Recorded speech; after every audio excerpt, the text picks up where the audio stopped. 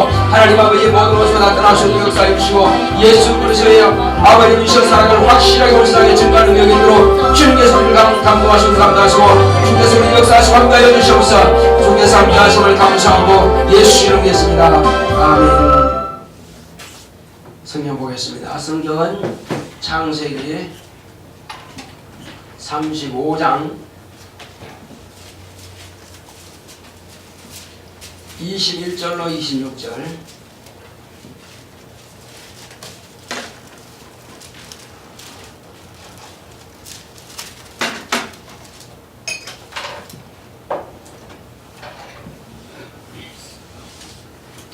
창세기 35장 21절로 26절까지 보겠습니다. 이스라엘이 다시 발행하여 예델망대를 지나 장막을 쳤더라.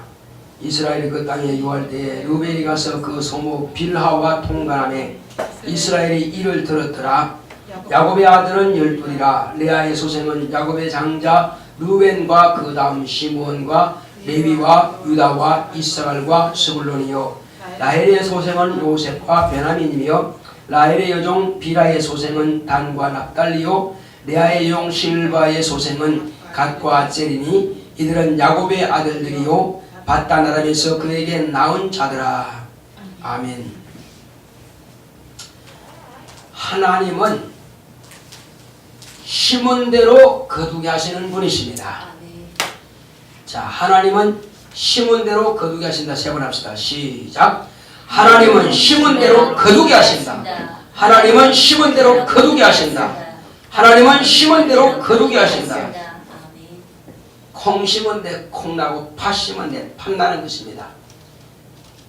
자, 그게 무슨 말이냐? 제가 이걸 생각하면서 창조론하고 또 뭐라고 저기 변화되는 거?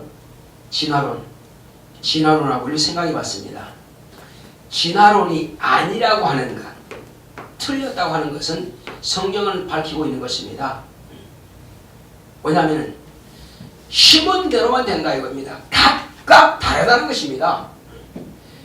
개가 다르고 원숭이가 다르고 고양이가 다른 것처럼 콩이 다르고 팥이 다르고 녹두가 다르고 다 달라요. 각각 종류대로 만드신 것입니다. 그 중간 단계는 없습니다. 오늘날 인간이 DNA를 조작해가지고 이렇게 하기는 하지만 과거에는 그렇지 않습니다. 딱 원래 씨 그대로 나는 것입니다. 그리고 심지어는 성경에 보이는 다른 종류와는 함께 뿌리지 말라고 했습니다. 같이 심지도 말라고 그랬습니다. 왜 그럴까요? 옥수수로 가만히 보면 되는요. 옥수수가 맺는데 똑같이 하얀 옥수수만 있는 것도 아니고 하얀 옥수수도 있고 그 사이사이에 자주색도 있고 이상한 색들도 있어요. 왜 그러느냐? 옥수수는 보면은 그거는 벌이라 어떤 충에 의해서 수정되는 게 아닙니다. 바람에 의해서. 그러니까 수술이 위에 있고 암술은 그 옥수수 수염입니다. 그게 암술이거든요. 거기에 바람 불면 떨어져 갖고 이렇게 묻어가지고 열매가 되는 것입니다. 그런데 그 옥수수가 그런 수술은요, 다른 색깔의 옥수수가 이 바람에 날려서 여기 붙으면은 그 색깔이 나오는 거예요. 그래서 다른 이종끼리는 심지 말라고 하신 말씀이 거기 있는 것입니다. 만약에 그렇게 변화가 있고 진화처럼 이렇게 막 바뀌어진다 그러면은 사람이 물에서 나왔고 날개가 있었고 꼬리가 있어서 그러면 그렇게 말씀하실 필요가 없죠. 종류가 뭐 그냥 바뀌어지기 때문에 그런 말씀할 필요가 없는 거예요. 그러나 이 말씀을 가만히 보게 되면은 그렇구나. 각각이라는 말씀이 여기서 해당하는구나 알 수가 있는 것입니다. 인간이 자기 생활한 것도 마찬가지입니다. 내가 악으로 심었으면 악으로 거두는 것입니다. 죄를 심었으면 그의 상당한 복을 받도록 하나님께서 그렇게 해 주신다는 것입니다.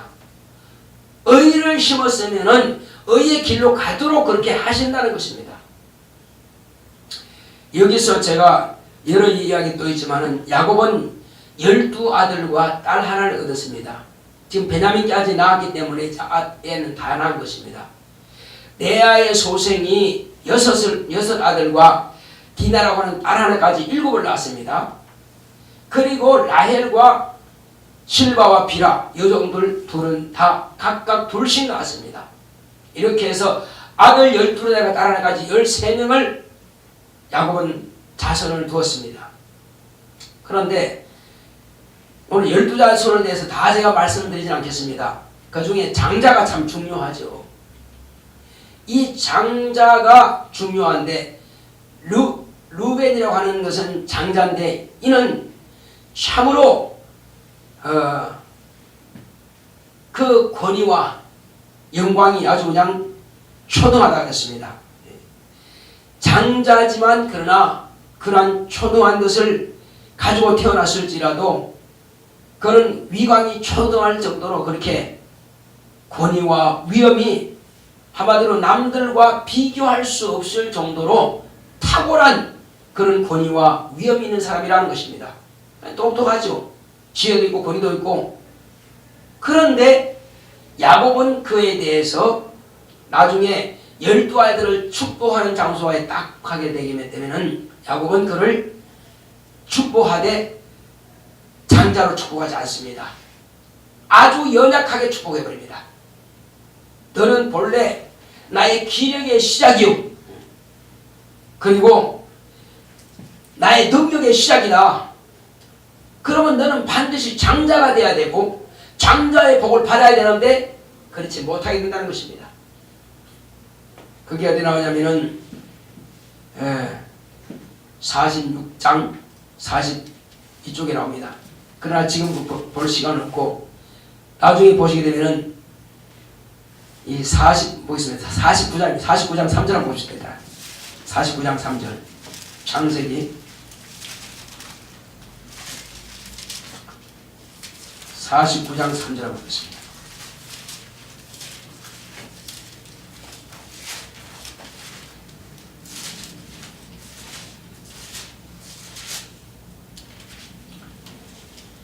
(49장 3절과 4절) 시작. 루벤아 너는 내 장자요 나의 능력이요 나의 기력의 시작이라. 위강이 초등하고 권능이 탁월하다마는 물의 끓음 같았은즉 너는 탁월치 못하리니 내가 아비의 침상에 올라 더럽혔음이로다. 그가 내 침상에 올랐었도다 하고 이와 같이 축복하는 것이 아니라 저주하시는 목적이 여기 있는 것입니다. 하나님께서는 그가 심은 대로 갚아주시는 것입니다. 이 루벤은 그렇게 위강이 초등하다.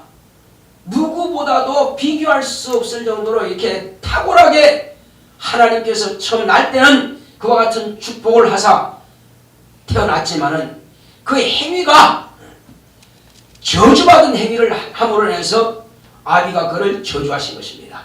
탁월한 것을 싹 없애버리고 그나마도 평범하도록 그래도 그 이상에 그냥 자손을 없애버리지는 않고 그나마도 없애버리지 않고 살려둔 것만 해도 감사해야 돼요. 이가 어떤 것을 받았느냐? 아담의 장자가 누구죠? 가인이죠. 가인이 장자였으면 장자의 복을 받아야 마땅하다 이겁니다. 그런데 장자가 찾아보다도 더 못하게 예배에 실패했다 이겁니다. 예배에 실패하니까 하나님께서는 실패한 예배를 받지는 않으신다는 것입니다. 우리 잘 들어야 됩니다. 실패한 예배는 하나님께서 받지 않는다는 것을 창세기에 밝히 말씀하고 있습니다. 흠양하지 않으신다 이거죠. 그러니까는 아벨의 제사는 받으시는데 가인 자신의 예배는 받지 않으시더라.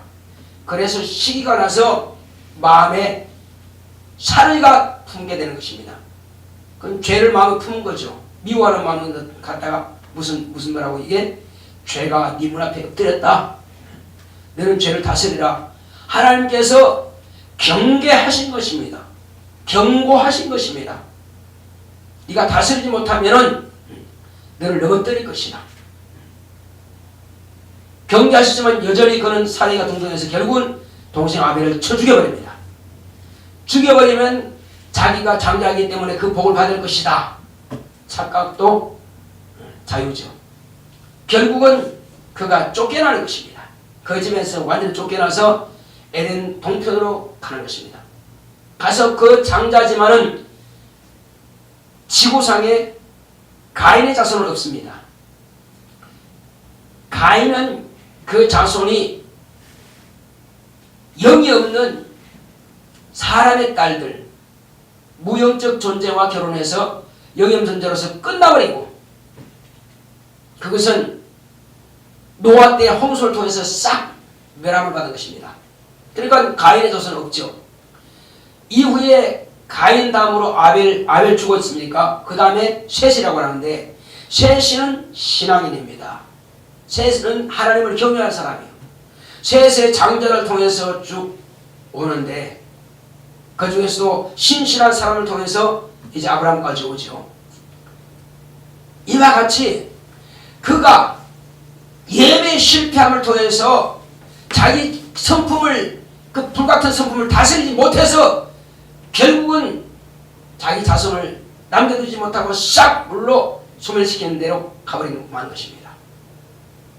그가 반드시 장자의 복을 받아야 됨에도 불구하고 스스로 하나님을 경외하지 아니하므로 예배를 경홀히 여김으로 그렇게 경험한 것입니다.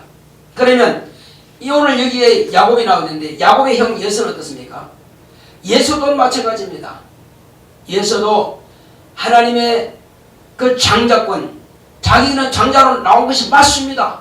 그렇지만 장자권에 대해서 경홀히 여기더라 이겁니다. 경홀히 여긴 결과는, 하나님의 축복을 경홀히 여긴 결과는 결국은 그를 통해서는 하나님께서는 쓰지 않는다는 것입니다. 그를 통해서 메시아 나올 길은 점거한 것입니다. 장자의 축복을 사모하는 자에게 넘어가는 것입니다. 내가 믿음을 심은 대로 하는 것은 채워주고 갚아주시는 것입니다. 르벤은 이와 같이 가인과 또 예서처럼 마땅히 질서를 지켜야 됨에도 불구하고 살인, 질서를 어기는 것이죠. 또 자기가 장자임에도 불구하고 쉽게 장자권을 팔아버리고 그 질서를 어기는 것입니다. 마땅히 장자로서 받아야 할 복을 누리지 못하는 것이죠. 너무나 쉽게 생각하고 경험이 있다 이거죠. 그러므로 바로 이 르벤도 마찬가지입니다. 그가 장자이지만은 장자의 축복을 받지 못하는 것은 뭐냐? 인간이 마땅히 하지 말아야 할 그런 죄를 저지른 것입니다. 그래서 레위기서에 보게 되면은 이 법이 나오게 됩니다. 레위기서에 보게 되면은 자 20장 8절과 11절 한번 보겠습니다. 레위기서 20장 8절과 11절. 우리는 아무렇게나 해도 된다고 착각하시면 절대 안 됩니다. 구약 성경에 정령 죽을지니라 하는 것은 무엇을 말하냐? 신약 성경에는 너는 지옥 갈지니라 하고 같은 말입니다.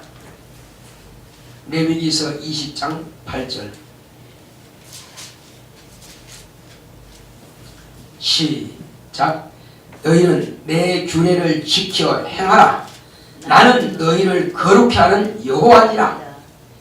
규례라고 하는 것은 법이고 법이라고 하는 것은 질서입니다. 하나님께서 질서를 만들어 놓았다 이거죠. 그러나 이 르벤은 아직 하나님께서 이와 같은 법을 명하지 않았으면 그 당시의 인간적인 윤리라고 하는 것은 있는 것입니다. 없는 것이 아니에요. 자, 그 다음 11절을 보겠습니다. 시작. 누구든지 그 계모와 동침하는 자는 그 아비의 하처를 범하였은즉 둘 다 반드시 죽일지니 그 피가 자기에게로 돌아가리라. 반드시 죽이라는 것입니다. 이것은 오늘날 뭘 말하냐면은 간음하지 말라. 여기서도 보면 거기서 보면은 자 10절 보겠습니다. 시작. 누구든지 남의 아내와 간음하는 자 곧 그 이웃의 아내와 간음한 자는 그 간부와 음부를 반드시 죽일지니라. 반드시 죽이라 그랬습니다.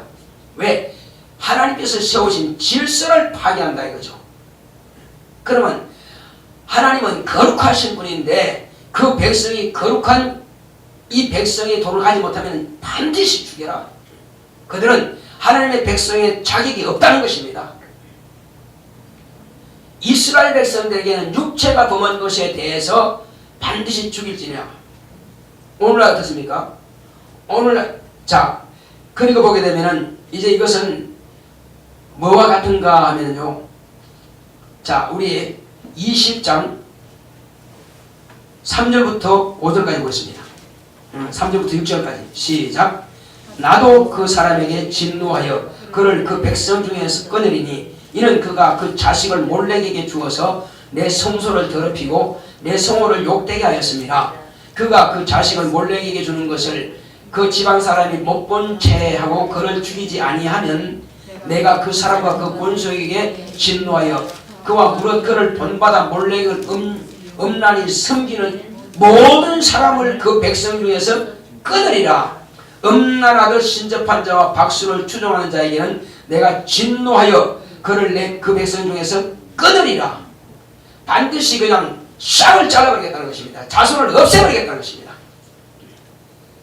부모가 죄졌지만 자손 자체를 없애버리겠다는 거예요. 참 무서운 저주입니다.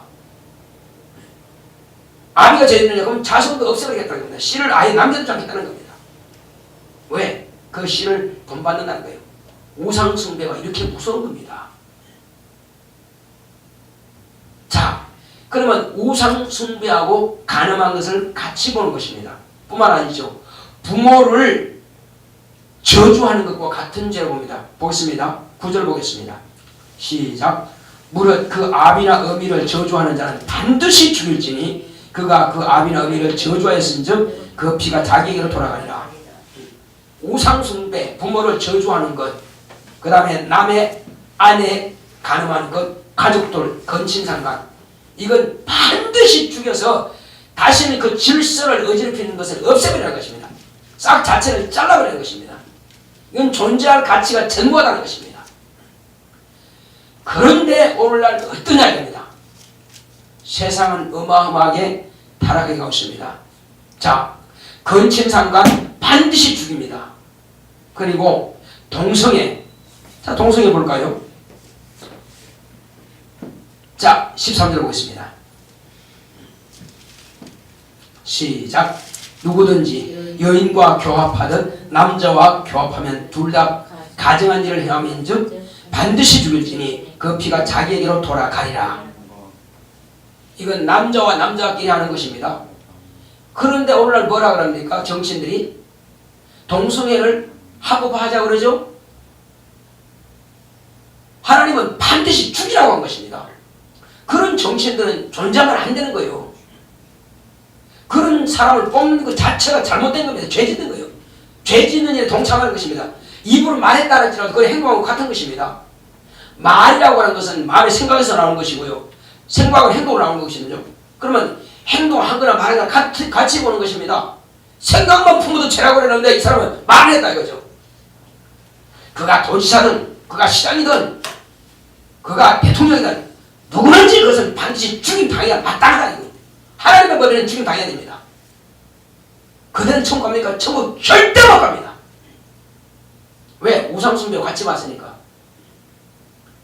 이들에게는 육체만 죽이는 거지만 이스라엘에서는 이 율법이 육체의 법입니다. 그런데 오늘은 육체의 예법을 뒤집어 놓으면요, 바꿔 놓으면 이것은 영적으로 봐야 됩니다. 죄해서 영적으로 해석하게 되면은 네 영혼이 망하는 길을 택했다는 것입니다. 너는 하나님을 정면 도전하고 하나님의 법을 네 스스로 문란하게 생각했다는 것입니다.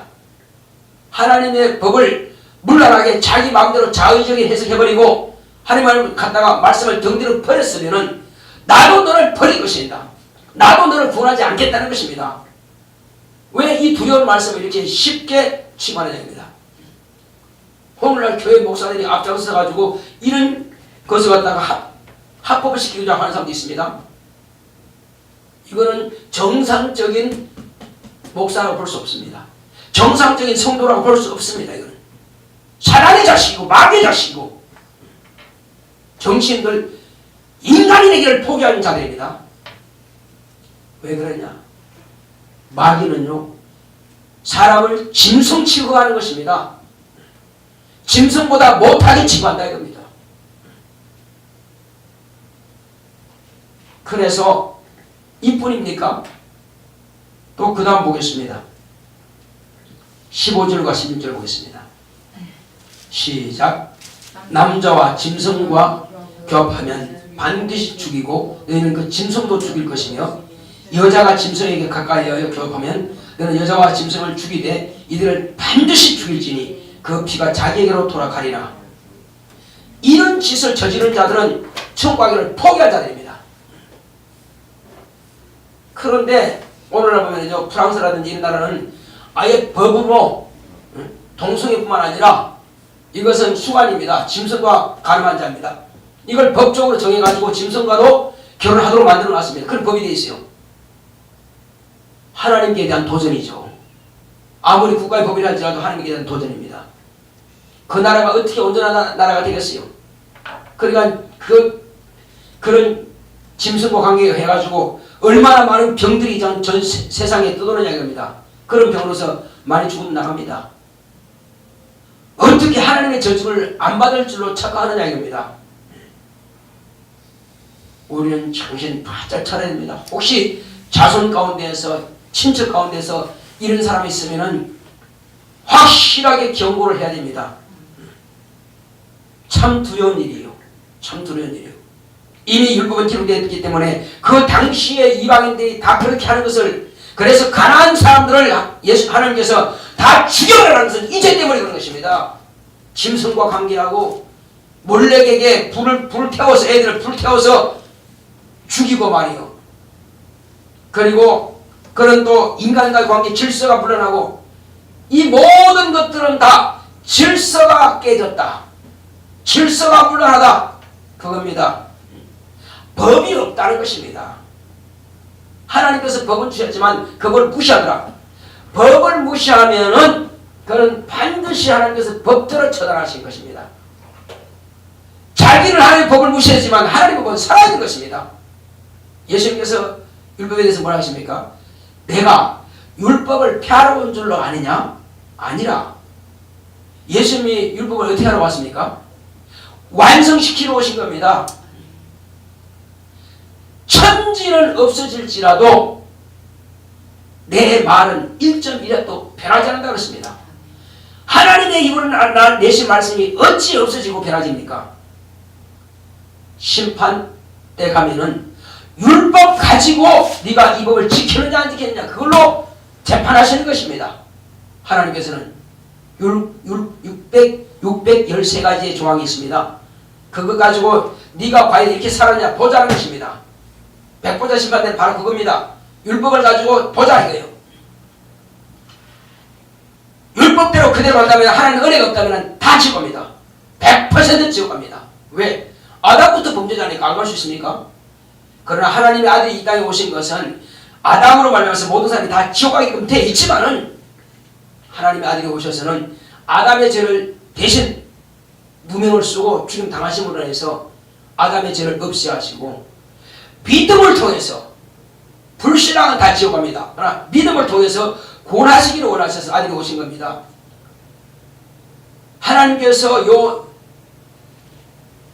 바로 모세를 통해서 여호와의 사자 입을 낸 그 율법을 가지고 이스라엘 백성들이 통치하시고 이스라엘 백성들을 가르쳤고 이스라엘 백성들은 그걸 통해서 하나님께 예배하고 그 교리를 통해서 법을 지키도록 만드셨지만 그러나 그걸 다 지켰다고 해서 구원받는 것은 아닙니다. 아담적부터 내려오는 원죄에 대해서는 지킬 길이 없습니다. 그러므로 짐승을 대신해 죽였습니다.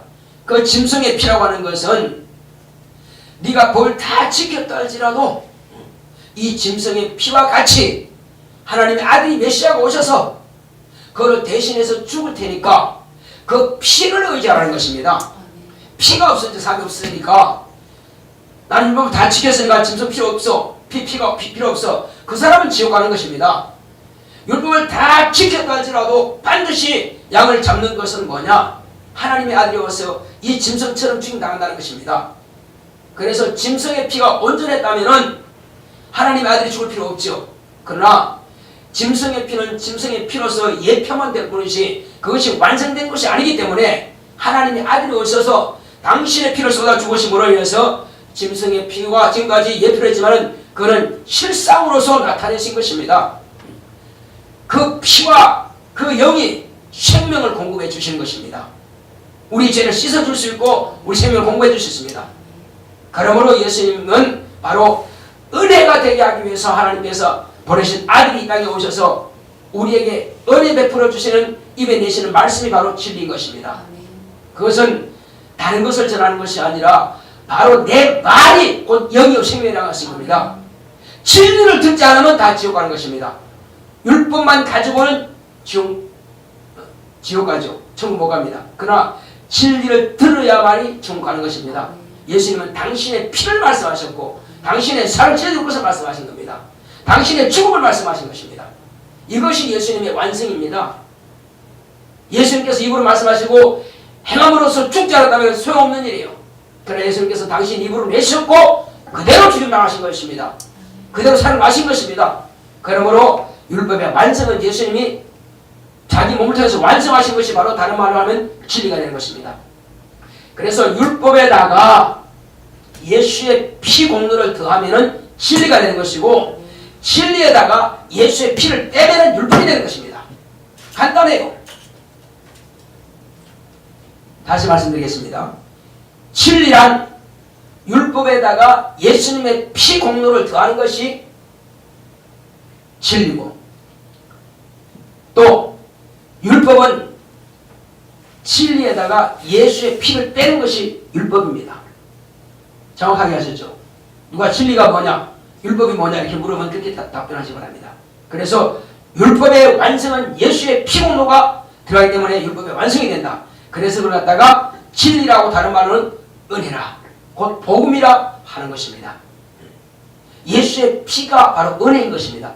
율법 더하기 은혜면 진리가 되는 것이고 진리에서 은혜를 빼면 율법이 되는 것입니다. 은혜란 뭐라고요? 예수의 피. 자, 그런데 이와 같이 예수의 피 공로를 힘입어서 구원받은 사람이 행, 심, 사 말과 행동과 마음과 생각이 더럽다. 거룩함에서 벗어났다. 질서를 어기고 있다. 그러면 천국 가기를 포기한 사람이에요. 우리는 끊임없이 언행심사를 거룩하게 성결하게 살려고 노력을 해야 되는 것입니다. 성막 앞에 가면은 바로 성막에는 앞에는 번제단이 있습니다. 피가 없으니까 사람이 없으니까 반드시 짐승을 잡아서 피를 내서 제단불에 바르고 그리고 한 걸음 앞으로 성소 문 앞으로 가게 되면은 물두멍이 있습니다. 물두멍에는 짐승의 피를 가졌다 할지라도 수족을 씻지 않고는 안 된다.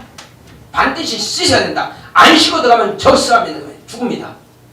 하나님은 거룩하신 분, 성결하신 분이에요. 그런데 자기 수족을 씻지 않고 들어간다? 망하는 것입니다. 그래서 반드시 뭘 해라? 물두멍에다가 수족을 씻어가야 해요. 그것은 다른 말로 하면 침례가 되는 것이고 예수의 피를 흘렸을지라도 침례를 통해서 거듭나게 되는 것입니다. 침례를 통해서 회개가 되는 거예요. 그럼 물로 잠겨들고 나면 끝나는 겁니까? 침례자라고 하는 것은요 끊임없이 그때로부터 입으로 죄진 것을 자백해가는 것입니다. 언제까지? 주님 오실 때까지 죄를 자백해가는 것입니다. 그리고 몸과 마음을 항상 성결하게 거룩하게 살려고 노력하는 것입니다. 그런데 은행 심사가 더러운 사람이 어떻게 천국 들어갑니까? 우리는 반드시 나 구원받았으니까 땡이고 아닙니다. 그렇지 않습니다. 어떤 종교는 말이에요, 하나님 인도하면서도 구원에 대해서 예수의 피를 확신하지만 맞습니다. 그런데 이례적인 구원으로 끝났지 회개는 필요 없다는 것입니다.